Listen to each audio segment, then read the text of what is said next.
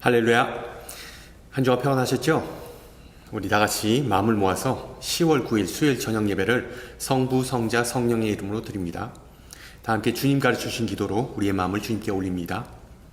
하늘에 계신 우리 아버지, 아버지의 이름을 거룩하게 하시며 아버지의 나라가 오게 하시며 아버지의 뜻이 하늘에서와 같이 땅에서도 이루어지게 하소서. 오늘 우리에게 일용할 양식을 주시고 우리가 우리에게 잘못한 사람을 용서하여 준 것 같이 우리 죄를 용서하여 주시고 우리를 시험에 빠지지 않게 하시고 악에서 구하소서. 나라와 권능과 영광이 영원히 아버지의 것입니다. 아멘. 네, 다 같이 찬송가 442장 하시겠습니다. 442장, 예전 찬송가는 499장이고요. 저 장미꽃 위에 있을 442장 우리 함께 찬양합니다.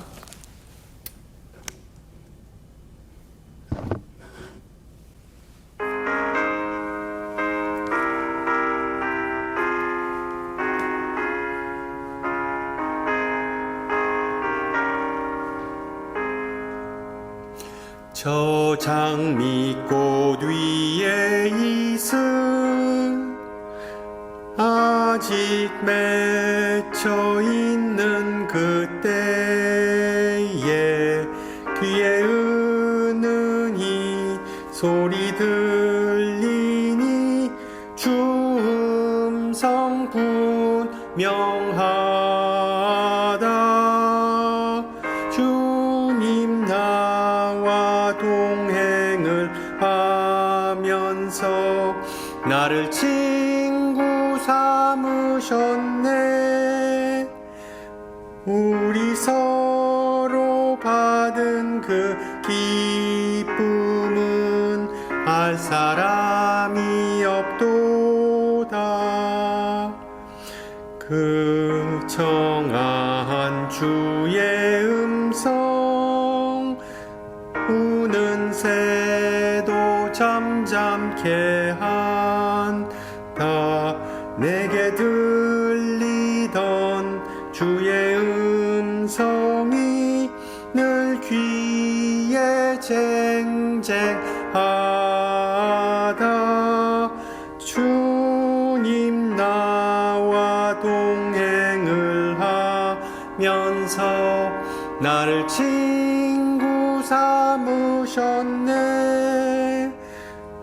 우리 서로 받은 그 기쁨은 알 사람이 없도다. 밤 깊도록 동산 안에 주와 함께 있으려 하나. 괴로운 세상에 할 일 많아서 날 가라며 하신다. 주님 나와 동행을 하면서 나를 친구 삼으셨네. 우리 서로 받은 그 기쁨은 알 사람이 없도다. 아멘. 오늘 하나님께서 우리에게 주신 말씀 히브리서 1장 1절에서 4절 그리고 히브리서 2장 11절에서 12절입니다. 히브리서 1장 1절에서 4절 그리고 2장 11절에서 12절 말씀을 받들어 봉독합니다. 옛적에 선지자들을 통하여 여러 부분과 여러 모양으로 우리 조상들에게 말씀하신 하나님이 이 모든 날 마지막에는 아들을 통하여 우리에게 말씀하셨으니 이 아들을 만유의 상속자로 세우시고 또 그로 말미암아 모든 세계를 지으셨느니라. 이는 하나님의 영광의 광채시요 그 본체의 형상이시라. 그의 능력의 말씀으로 만물을 붙드시며 죄를 정결하게 하는 일을 하시고 높은 곳에 계신 지극히 크신 이의 우편에 앉으셨느니라. 그가 천사보다 훨씬 뛰어남은 그들보다 더욱 아름다운 이름을 기업으로 얻으심이니. 그리고 히브리서 2장 11절입니다. 거룩하게 하시는 이와 거룩하게 함을 입은 자들이 다 한 근원에서 난지라.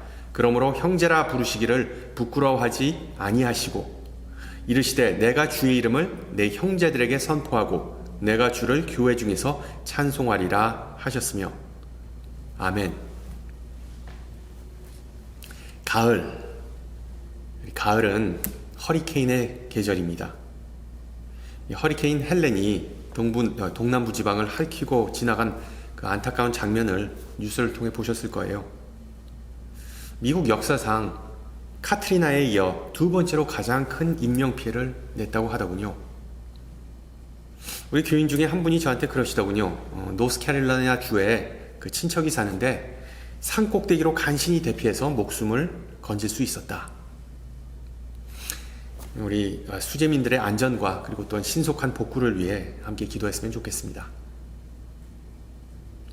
그러나 보통 가을 하면 어떤 영적인 변화와 영적인 성장, 그리고 또한 수확의 시기를 상징하는 그 기쁨과 행복이 넘치는 그런 밝은 계절이죠. 우리 신앙인들은 자신이 영적으로 성숙해졌는지, 그리고 삶의 열매로 하나님을 기쁘시게 했는지 스스로 물어보는 계절이기도 합니다. 저는 이 갱년기란 것이 여성들에게만 해당한다고 믿었는데, 어느 의사분이 남성들도 50세 전후로 갱년기가 찾아온다라고 하시더군요. 그래서 저는 요즘 그런 생각이 듭니다. 나는 그저 나이만 먹어가는가? 아니면 성숙해지고 있는가? 나는 그리스도를 위해 얼마나 열심히 그리고 열매 맺는 삶을 살아왔는가? 성숙에 관해서 인터넷에 올라온 게시물을 여러분과 좀 공유하고자 합니다. 요즘 미국 청소년들은 이전 세대보다 더 천천히 어른이 된다는 연구 결과가 있습니다. 그러니까 오늘날의 고등학생들을 80년대 그리고 90년대의 고등학생들과 비교해 보니까 그 자립해서 사회생활을 시작하고 또한 부모가 되는 시기가 계속 뒤로 밀리기 때문에 이성교제나 아르바이트 또는 그 운전하는데 요즘 청소년들은 예전보다 소극적이다라는 그런 결론을 내리더군요. 확실히 그런 것 같습니다. 요즘은 시대가 변했고 자기 인생을 스스로 책임질 수 있는 성인이 될 때까지 자녀를 양육하는데 과거보다 훨씬 더 많은 시간과 또한 돈이 들어갑니다. 그러나 변하지 않는 사실은 모든 자녀는 각자의 속도에 맞춰 성장하고 발달한다는 것이죠. 각 아이의 성장의 과정이 다 다르지만 그것 또한 하나님의 축복이라는 사실을 우리 부모들은 받아들여야 합니다. 우리의 신앙 여정도 마찬가지입니다. 하나님의 임재와 또한 성령 충만한 삶을 경험하는데 별 성과가 없어서 좌절하는 어떤 사람이 있었습니다. 그러자 그를 본 어떤 멘토는 그에게 이런 말을 해주었습니다. 사과가 어떻게 익는지 생각해보라. 그냥 햇볕을 잘 쏘이게 해주면 되는 것이다. 우리가 지속적으로 하나님의 임재를 찾지 않아도 된다는 뜻이 아니라 우리 자신의 인간의 노력만으로는 영적으로 성숙해질 수 없고 성령의 열매를 맺을 수 없다는 사실을 명심하셔야 합니다. 맛있고 달콤하고 향기로운 열매를 맺기 위해서는 바로 하나님의 은혜의 빛 가운데 머물러야 한다는 뜻이죠. 그런데 여러분, 하나님의 빛 가운데 거하다, 머문다 라는 것은 과연 무엇을 의미할까요? 조금 전에 말씀드렸듯이 부모는 자녀의 성장 과정을 통제하거나 단축할 수 없습니다. 하지만 그 성장을 촉진시키기 위해, 돕기 위해 부모가 할 수 있는 일은 바로 자녀와 꾸준히 대화하는 것입니다. 대화하는 것. 아이가 부모의 말을 알아듣기도 전에 갓난 아기일 때 그냥 말을 걸어주세요. 아이와 대화하면 언어, 사회성, 두뇌 기능 발달에 도움이 되기 때문에 아이가 더 건강하게 그리고 또한 더 밝게 자란다는 것을 우리는 알고 있습니다. 그런 면에서 저는 지난 그 코로나 팬데믹 기간 동안 아이들과 소통하는 것이 얼마나 중요한지를 깨달았습니다. 여러분 알다시피 그때 공공장소에 갈 수 없었기 때문에 저는 아이들을 데리고 그 아메리칸 리버 파크웨이에 가서 하이킹을 하면서 자녀들과 대화를 통해 스트레스를 풀곤 했던 기억이 있습니다. 요즘 많은 부모는 아기나 어린 자녀들에게 충분히 대화하지 않고 그냥 스마트폰으로 다 해결하기 때문에 아이들의 사회성이 떨어지고 그리고 또한 정서적 불안이 발생한다고 전문가들은 말합니다. 영적으로 성숙해지기 위해 우리는 빛 가운데 머물러야 하는데 예수님께서는 바로 자신 스스로가 그 빛의 원천이라고 말씀하셨습니다. 특히 그 빛은, 예수님이라는 그 빛은 바로 복음이라는 형태를 통해서 우리에게 전달되었습니다. 따라서 우리가 영적인 빛을 쐬기 위한 가장 좋은 방법은 바로 예수님의 말씀을 듣고 그를 신뢰하면서 정서적 교감을 예수님과 키우는 것이겠죠. 그런 면에서 오늘 읽은 본문은 하나님께서 얼마나 말씀이 많으신 분인지를 우리에게 알려줍니다. 하늘에 계신 우리 아버지는 우리를 사랑하시고 우리가 하나님처럼 거룩한 사람으로 존재로 성장하는 것을 원하시기 때문에 계속해서 꾸준히 말씀하시는 분입니다. 여러분 보세요. 먼저 히브리서 기자는 옛적에 선지자들을 통하여 여러 부분과 여러 모양으로 우리 조상들에게 말씀하신 하나님이 이 모든 날 마지막에는 아들을 통하여 우리에게 말씀하셨으니 라고 기록합니다. 여러분 보다시피 하나님은 예수님을 보내셔서 우리 가운데 거하시고 우리에게 말씀하시며 우리와 관계를 맺음으로 하나님의 뜻과 계획이 뭔지를 우리에게 보여주셨습니다. 알려주셨습니다. 히브리서 저자는 그 예수님을 하나님의 영광의 광채시요 그 본체의 형상이니라 그의 능력의 말씀으로 만물을 붙드시는 분으로 묘사합니다. 여러분 요한복음 1장을 연상시키는 대목이죠. 태초에 말씀이 계시니라 이 말씀이 하나님과 함께 계셨으니 이 말씀은 곧 하나님이시니라 말씀이 육신이 되어 우리 가운데 거하심에 우리가 그의 영광을 보니 아버지의 독생자의 영광이요 은혜와 진리가 충만하더라. 오늘 본문을 보면 하나님은 태초에 말씀하셨고 그 후로도 여러 부분과 여러 모양으로 말씀하셨다고 성경은 기록합니다. 잘 알다시피 하나님께서 가장 먼저 하신 말씀은 무엇입니까? 바로 빛이 있으라 였습니다. 그 후에 하나님은 계속해서 말씀을 통해서 세상 만물을 창조하셨고 그리고 또한 하루 일과가 끝날 때마다 참 좋구나, 참 아름답구나 라고 선언하셨습니다. 인간의 죄가 하나님의 창조의 질서를 망가뜨렸을 때도 하나님은 침묵하시지 않고 꾸준히 말씀하셨죠. 아담에게 내가 어디 있느냐라고 물으셨을 때 하나님은 아담이 어디 숨어 있는지 모르셨을까요? 당연히 알고 계셨습니다. 그러나 인류가 하나님과 단절되었음에도 소통을 회복하고자 하는 하나님의 의지를 드러내는 수사학적인 질문이었죠. 내가 어디 있느냐? 종합해보면 하나님은 천지창조라는 그 행위를 통해 가장 먼저 말씀하신 셈입니다. 우리가 이 창세기서를 읽을 때마다 잘 깨닫지 못하는 내용인데 천지창조는 그 자체만으로 하나님의 놀라운 메시지이자 획기적인 소통 방법을 드러내고 있습니다.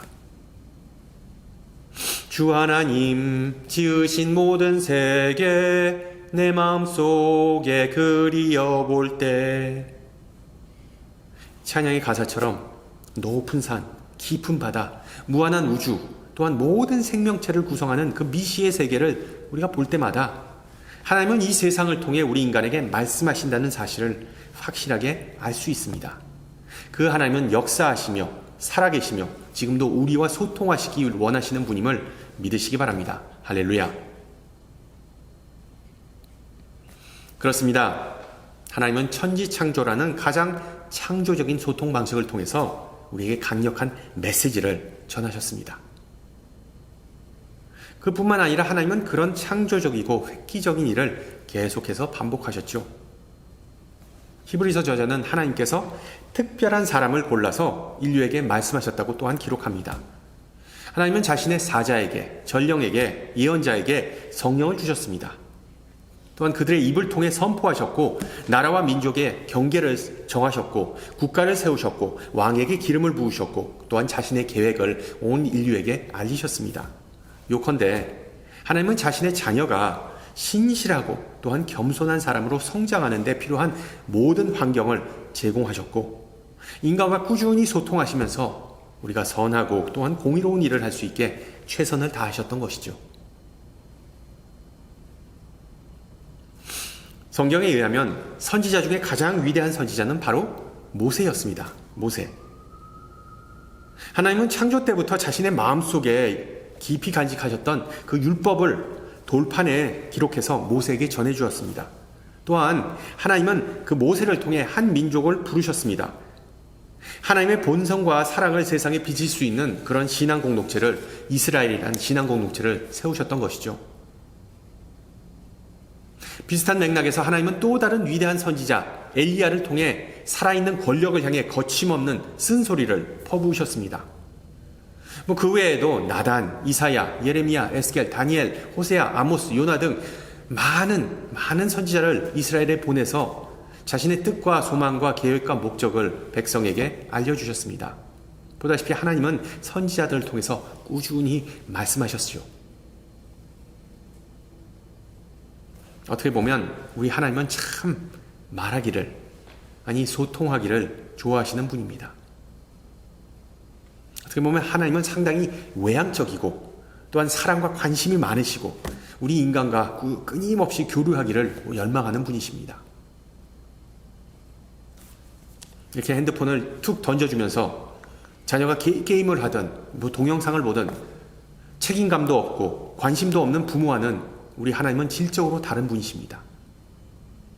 하나님은 인간을 창조한 후에 그냥 너희끼리 잘 먹고 잘 살아 라고 내버려 두신, 방치하는 분이 아니십니다. 성경은 하나님께서 인간이 잘 되기 위해 끊임없이 노력하셨다는 사실을 거듭 확인시켜 줍니다. 그러나 알다시피 인간은 하나님과의 그런 소통을 거부하고 하나님의 마음을 몰라주었습니다. 받아들이지 않았습니다. 그러자 하나님은 최후의 수단을 시도하셨는데 바로 자신의 아들을 통해 직접 우리에게 말씀하시는 것이었습니다. 말씀이 육신이 되어서 먼 곳이 아닌 우리와 함께 우리 가운데 계셨고 침묵하시지 않고 또한 우리를 혼내시지 않고 오히려 은혜와 진리로 가득하셨다고 요한복음 저자는 기록합니다. 더 나아가 거룩하게 하시는 이, 즉 예수님과 거룩하게 함을 입은 자들, 즉 우리 인간에게는 오직 한 근원, 즉 한 아버지, 거룩하신 하나님이 계신다고 히브리서 저자는 2장 11절에서 기록합니다. 따라서 예수님은 그 다음 절에서 12절에서 내가 주의 이름을 내 형제들에게 선포하고 내가 주를 교회 중에서 찬송하리라 라고 말씀하십니다. 예수님은 하나님의 거룩함의 화신이지만 우리는 죄인이기 때문에 예수님과 우리는 근본적으로 다릅니다. 예수님에 비교하면 우리는 깜냥도 안 되는 존재입니다. 그런데도 예수님은 우리를 형제, 자매라고 부르는 것을 부끄러워하지 않는다라고 성경은 기록합니다. 왜일까요? 왜 우리에게 예수님은 그런 배려를 하실까요? 우리가 못되게 굴거나 말도 안 듣거나 대화하고 싶지 않은데도 왜 자꾸만 우리와 대화하고 우리와 화평하시고자 하는 것일까요? 그 이유는 바로 오늘 읽은 본문에 나왔듯이 바로 우리가 예수님과 한 가족이기 때문입니다. 한 근원, 한 아비를 둔 한 가족이기 때문입니다. 정확히 말하면 12절의 표현처럼 우리는 예수님의 머리 대신 교회의 지체이기 때문입니다. 또는 우리는 하나님의 양떼이기 때문이죠. 우리 신앙인은 예수님의 양떼에 속해 있으므로 하나님의 눈에는 우리가 모두 다 각별하고 소중하다는 사실을 잊지 마세요. 지난주에 예수님의 잘 알려지지 않은 칭호 중에 하나가 축귀사 예수 아니면 퇴마사 예수임을 배웠습니다. 실제로 예수님은 귀신 들린 자를 고치시는 사역을 참 많이 행하셨습니다. 그뿐만 아니라 예수님은 정말 말 그대로 죄와 마귀의 권세를 물리치기 위해 이 세상에 오셨던 것이죠. 축귀사 예수. 그런데 예수님에 관한 가장 보편적이고 유명한 이름과 칭호를 꼽아보면 원더풀 카운셀러, 기묘자, 모사라, 또한 전능하신 하나님, Almighty God, 영존하시는 아버지, Everlasting Father, 또한 Prince of Peace, 평강의 왕과 같이 대부분 그 이사야 9장에 나오는 칭호입니다. 또한 예수님에 관한 이름을 꼽아본다면 보편적으로 예수님을 구속자, Savior, Redeemer, 그리고 구세주, Savior, 또한 세상의 빛, The Light of the World, 또한 생명의 말씀, The Living Word of God 라고 부르기도 하죠. 여러분 잘 보면 예수님에 관한 이 모든 칭호와 이름은 상당히 인상 깊지만 일상생활과는 거리감이 느껴집니다. 하지만 선한 목자 예수, 이 이름은 어감이 어떤가요? 물론 현대사회에서 목자라는 직업은, 셰퍼드라는 직업은 흔하지 않습니다. 그러나 신약시대 중동 지방에서 목자는 상당히 대중적인 직업이었기에 예수님은 하나님 나라의 본질에 대해 가르치실 때마다 이 목자와 양떼와 같은 일상적인, 당시에로서는 일상적인 이미지를 즐겨 사용하셨죠. 여러분, 예수님께서 우리와 함께, 양떼들과 함께 그 목초지를, 그린 패스처를 지니는 모습을 한번 상상해 보세요. 다윗처럼 양떼 사이를 거닐면서 양들을 내 형제, 내 자매라고 부르면서 하나님을 찬양하는 모습이 바로 오늘 본문 2장 12절에 나온 예수님의 모습입니다. 목자 대신 예수님은 우리의 이름을 일일이 불러주시면서 우리를 호명하시고 또한 인자한 손길로 우리를 쓰다듬어 주시고 간혹 우리의 예측할 수 없는 행동, 일탈 행위에 대해서도 자세히 아시고자 합니다. 예전에 우리 그리스도인들이 왜 양처럼 행동하는지에 대해 설교한 적이 있습니다. 한 교회 내에는 좀 으뜸이 되고자 하는 사람부터 뒷짐을 지는 사람, 앞좌석을 고수하는 사람과 뒷좌석을 선호하는 사람, 정말 다양한 성격의 사람이 존재합니다. 어떤 사람을 보면 늘 근심과 걱정을 달고 사는 반면 어떤 사람은 항상 침착하거나 항상 밝습니다. 또한 교회 내에는 사람들이 모이면 자연스럽게 위계 질서가 생기듯이 특별한 리더십을 발휘하는 사람들도 눈에 띕니다. 따라서 교회의 머리이자 목자 대신 예수님은 항상 양떼의 그 다양한 특성과 정체성을 다 파악하고 계십니다. 실제로 우리 예수님은 양들의 이름을 부르시며 인도하시는 목자이십니다. 예수님은 양보다 앞서가면서 양들은 목자의 음성을 알기에 목자를 따릅니다. 마찬가지로 히브리서 2장 9절에 의하면 잠시 동안 천사들보다 더 낫게 되신 우리 예수님은 우리 가운데 거하시며 우리와 대화하시고 우리를 행복하고 평안하게 해주시는 분이라고 성경은 기록합니다. 그리고 예수님께서 그렇게 하시는 이유는 오직 우리의 유익을 위해서입니다. 그분의 유익이 아니라 우리의 유익을 위해서입니다. 예수님은 천사를 도우러 오신 것이 아니라 아브라함의 후손, 즉 우리를 도우러 오셨다라고 본문 2장 16절은 기록합니다. 앞서 말씀드렸듯이 부모가 자녀와 많이 대화할수록 자녀는 더 건강하고 더 밝고 총명해지는 그런 경향이 있습니다. 그리고 이 원리는 우리 인간뿐만 아니라 모든 생명체에게도 적용됩니다. 예를 들어 온갖 그 모욕과 부정적인 생각에 노출된 식물은 금방 시들지만 칭찬에 노출된 식물은 꽃이 활짝 핀다는 연구 결과를 여러분 들어보셨을 거예요. 물론 식물이 어떤 인간의 언어 체계를 알고 있는 것도 아닌데 정말 참 신비하고 신기한 그런 현상입니다.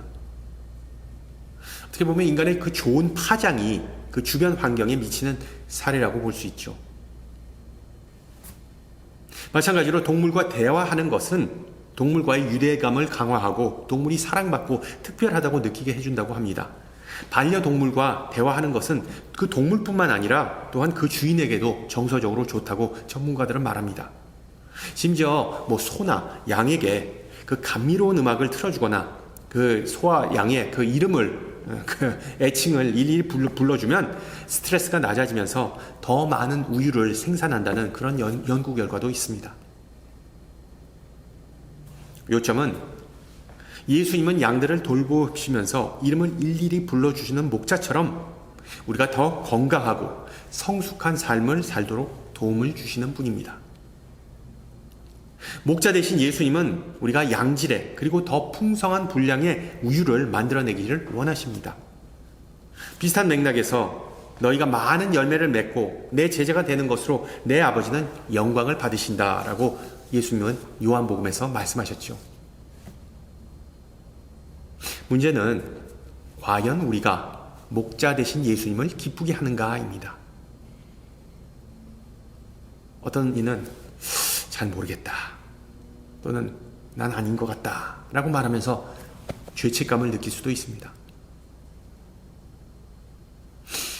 우리의 삶이 열매를 맺든 안 맺든 우유를 많이 생산하든 많이 생산하지 못하든 목자 대신 예수님은 항상 선하신 분이심을 명심하세요. 이 선한이라는 수식어가 예수님을 다른 목자와 구별되게 만드는 결정적 요소입니다.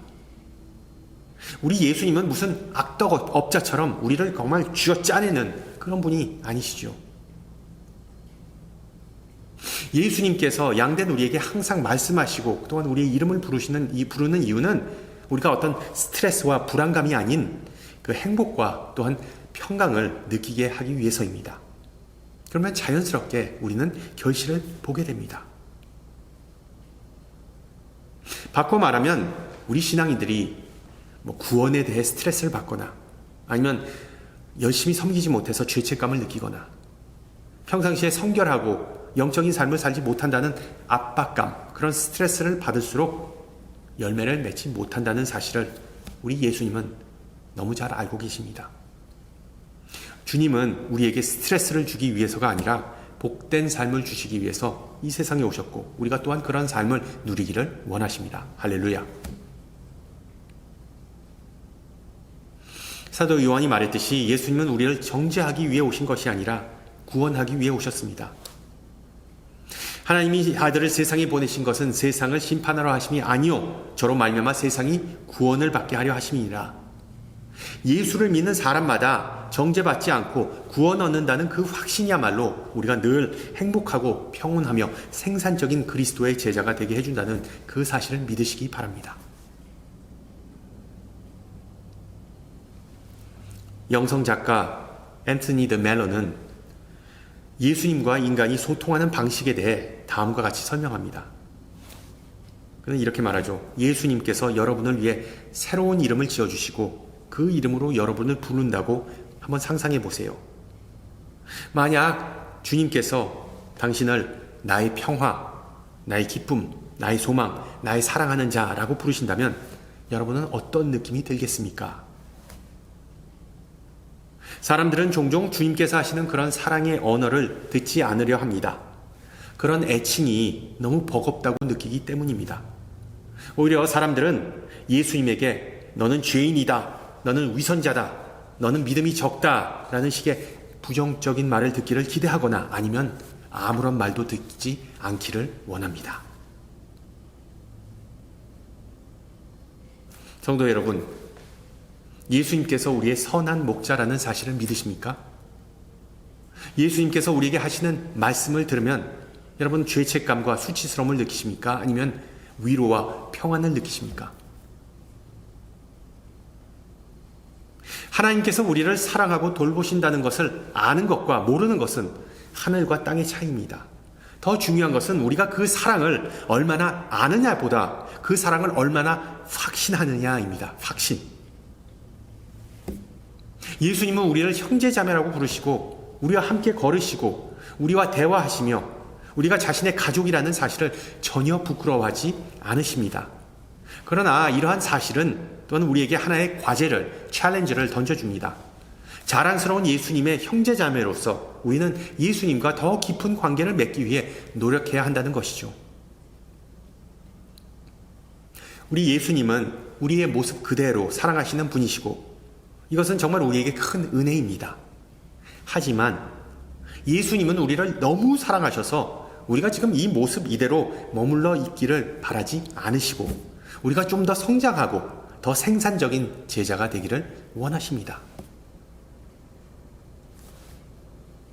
좋은 친구, 좋은 배우자 또는 좋은 직장 동료와 같은 인연은 하나님의 축복이지만 그 관계를 잘 발전시키는 것은 인간의 노력입니다. 인간에게 달렸습니다.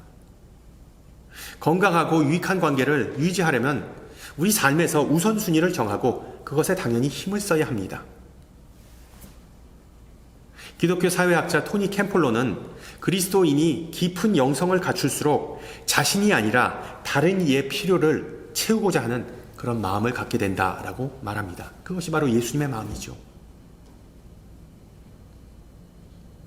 성도 여러분, 하나님께서 우리를 세상 끝날까지 돌봐주시고 계속해서 말을 걸어주신다는 사실은 우리에게 있어 정말 크나큰 축복입니다.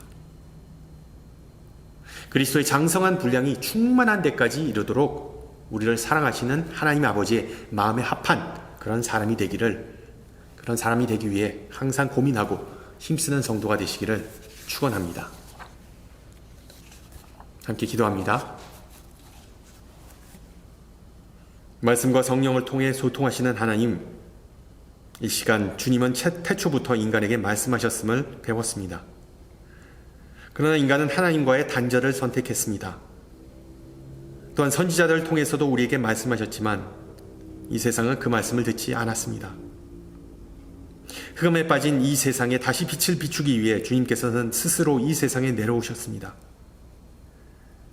하나님의 사랑이 인간의 육신을 입고 우리 가운데 거하셨습니다.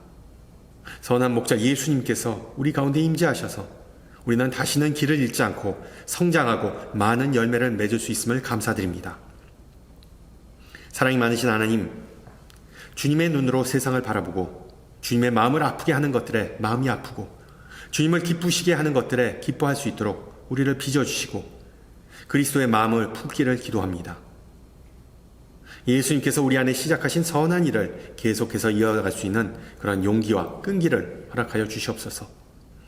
자비로우신 주님, 이 세상 속에서 인간은 너무나 작고 연약한 존재임을 다시 한번 깨닫습니다. 자연재해로 인해 슬퍼하고 상처받은 이들을 불쌍히 여기시고 두려움 가운데 도움의 손길을 기다리는 이들을 긍휼히 여겨주시고 이 재난 속에서 그들이 위로를 받고 삶의 터전이 사라진 이들을 주님의 날개 아래 품어주시기를 기도합니다. 사랑이 많으신 아버지, 우리의 마음을 긍휼로 채워주셔서 희망이 없는 이를 위해 기도하고 그들에게 도움의 손길을 베풀 수 있기를 소망합니다.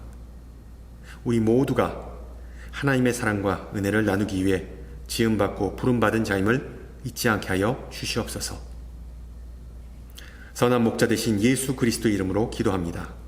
아멘. 네, 예배를 마쳤습니다. 한 주간 평안하시고요. 저는 다음 주 시간에 뵙겠습니다. 샬롬.